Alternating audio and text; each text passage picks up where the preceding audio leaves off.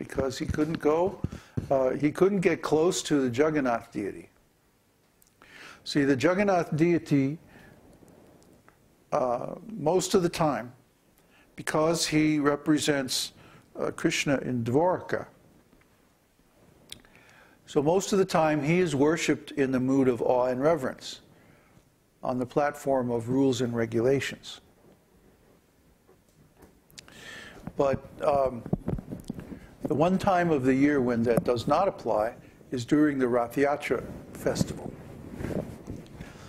And at that time, Lord Jagannath is worshipped by the Sabaras, the tribal people of Puri, who now have become fishermen. They live along the coast, and they go out to sea in these long boats. Like 20 guys will get in this enormous catamaran rowboat and go out to sea for 2 or 3 days at a time fishing. These are tough guys. They're like really strong.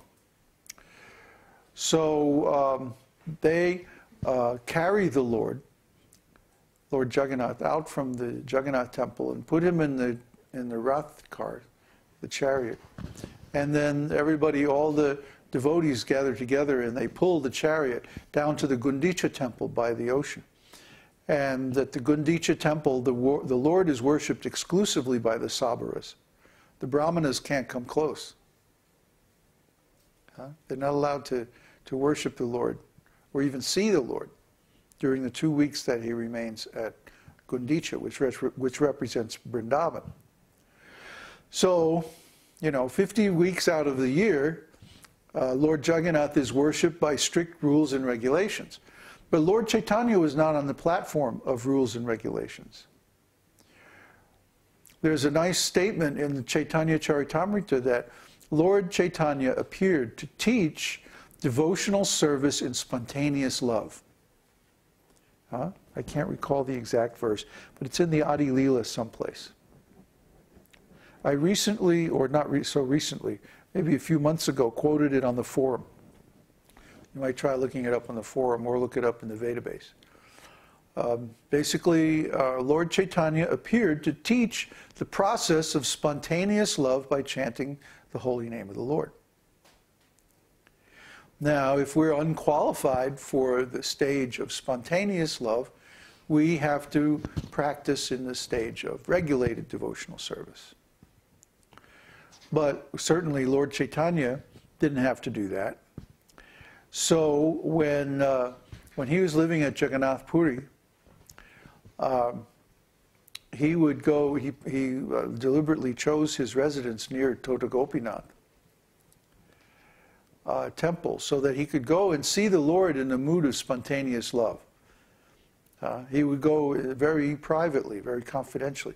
If you go there today, Tota Gopinath is a very small temple.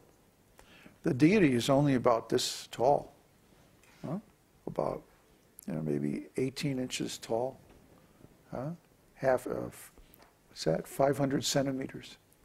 I have to do everything metric now because we're going to India. Anyway, Tota Gopinath is very small and a self-manifested deity. And so when Lord Chaitanya disappeared, he entered into the Tota Gopinath deity. And as a result, now the Tota Gopinath deity has like a crack in his leg where Lord Chaitanya entered into. So, does that answer your question?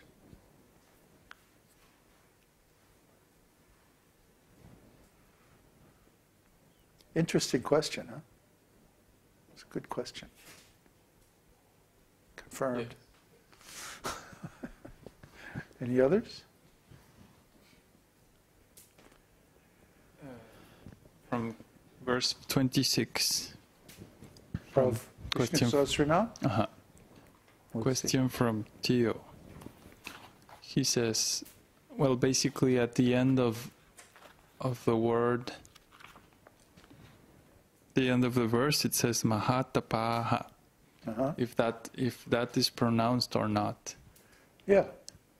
And he's saying, I noticed that, but one of these verses is not pronounced. And Yeah, that's one of those slight differences. Okay. Not a biggie. We're not, we're not academics, we're not Sanskrit scholars, we're devotees. So what counts is the meaning, not the strict grammatical rules and regulations. Huh? When we're chanting Vishnu Sahasranam, we're thinking of the meaning. That's the real value of Vishnu Sahasranam, because Vishnu Sahasranam mentions all the incarnations described in Śrīmad-Bhāgavatam.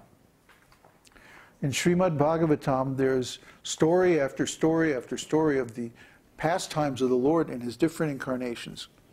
And of course, all the pastimes of the Lord are in association with his devotees. You see? So they're always in one kind of mood or another kind of mood, depending on the Lord, what he wants to enjoy. So when he comes, then these pastimes are passed down from generation to generation, and they become a source of great pleasure for the devotees. The devotees become enlivened just hearing these pastimes. They're so wonderful. Because the Lord's pleasure pastimes with his devotees are just full of love and affection. Beautiful interchanges of dialogue, exquisite devotional moods. Many, many examples of pure devotional service and of devotees who got the darshan of the Lord. So we like to hear this. It's very encouraging. Oh, this devotee got to see the Lord. Dhruva Maharaj got to see the Lord, and he was only 6 months old. Mother Kunti got to speak with Lord Krishna while he was leaving Dwarka, and actually was able to persuade him to stay for 2 more weeks, or leaving Hastinapur, leaving for Dwarka, and got him to stay for 2 more weeks. Nobody else, even Arjuna, couldn't get him to stay.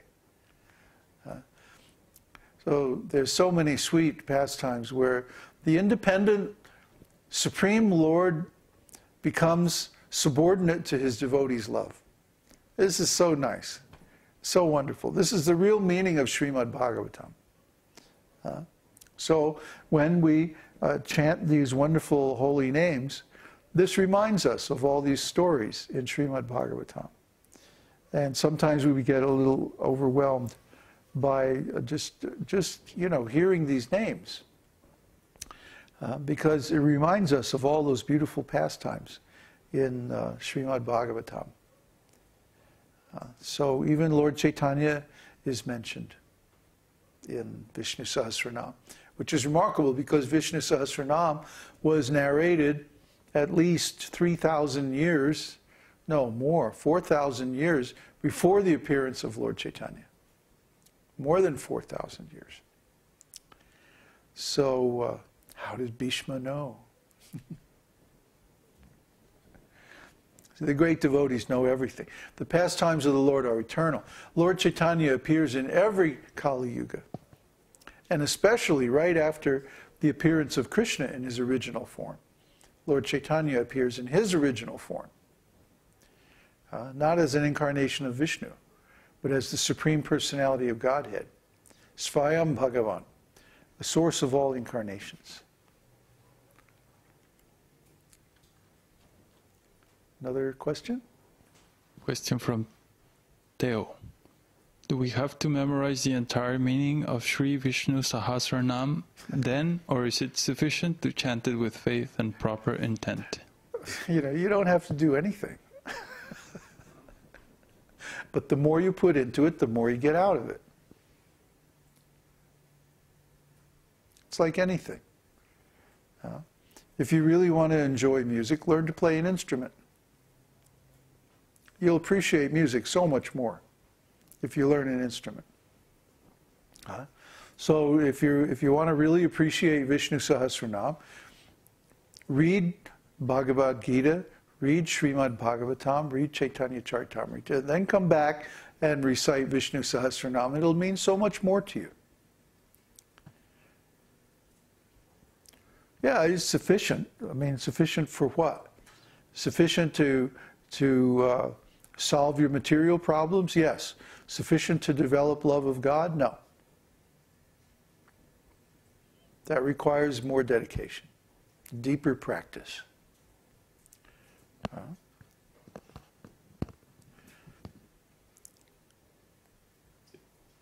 That's it? No, that's not. Oh, good. Could you please tell us your favorite pastime of Lord Chaitanya, if you have one? Oh, boy. Off the top of your head. Which one is that? What my favorite pastime of Lord Chaitanya? I can't pick one. They're all so amazing. How could I pick one? I mean, if I just think of them all, you know, they're just, every one of them is transcendental and wonderful. How could I pick one? It's not possible.